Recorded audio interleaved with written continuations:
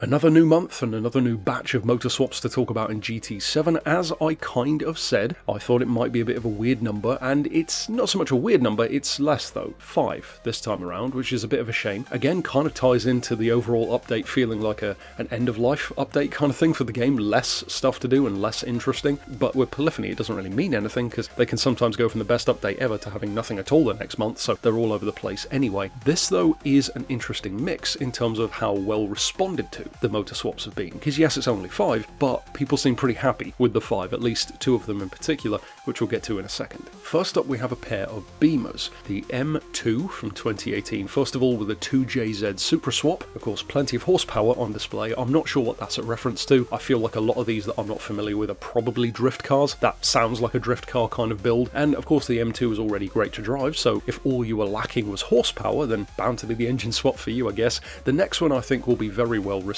I called this one not in terms of a 2JZ engine, I don't think, but the fact that it would probably get one pretty soon. Of course, the Z4. We recently saw it added, 2003 shape, again, 2JZ Supra motor, so you're looking up around 800 horsepower in that small rear-wheel drive front engine, very tail-happy sports car frame. In other words, with an open-top roll cage fitted, wide arch kit, stand-stout wheels, and an 800 horsepower 2JZ, that sounds like a drifter's dream to me, so I'm sure plenty of people are going to be building drift tunes using that one. The next two are, from what I've seen, the ones which people are talking about the most, in particular the newer of the two. They are of course the thumbnail heroes, the Ford GTs. First up, the 2006 Ford GT, which wasn't exactly lacking in power already up around 800, which of course is nowhere near what that Ford engine should be capable of, but a lot of cars are neutered compared to what they used to be. Now though, we can fit it with the 351 Windsor Maverick engine, so 1400 horsepower, not far off double what it had to begin with the Ford engine, so a lot of people could build the 300 plus mile an hour real world version of the Ford GT, which did the standing mile. That would be a pretty cool build to do. I recall it being up around a 260, 270 mile an hour car even with the standard engine, so with nearly double the power, yeah, you probably can do over 300 with it now, so I could see a lot of people enjoying that one. The next one I found more interesting because I remember being disappointed by this when it first came out. It is of course the 2017 Ford GT, the 3.5 litre V6, which can have that same 1400 horsepower V8 engine, which is a great choice. It gives it that more expected American V8 kind of profile. I've already started doing a build for this one, so we'll see where that goes in future. And yeah, just a proper like top tier Ford V8 hypercar kind of vibe, and with 1400 horses, again, guaranteed performance. And last but not least,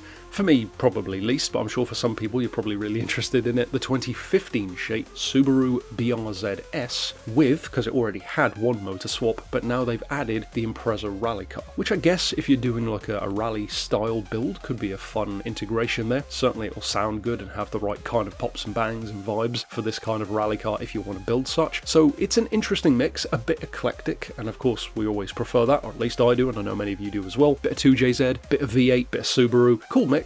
The fact that it's only 5 is disappointing. To be honest, I don't really see why it had to be only these 5. If you're going to do more 2JZ swaps or more Impreza engine swaps, I'm pretty sure you could have found at least a couple more cars to do that to, so again, kind of strange to make it only 5. We can hope for more next month, I guess, but again, this whole update plan at the moment gives the vibe of the game kind of winding down in terms of the vehicles being chosen. The fact that there are so many far more popular cars which are in the leaked list which still aren't here makes me think more and more that maybe they're just being pushed off to the next game, because we're like halfway through that list, and I just don't see the game being around for another 3 or 4 years, because if the game is around, I don't think many of the players will be. So that's it for my mini update thoughts, I guess, and of course for the 5 new motor swaps. And if you check the description below, there's literally links to every single part of the series, so there's a hell of a lot to watch. So of course stick around next month to see if we get more, and if so, how many. And for now, thanks for watching.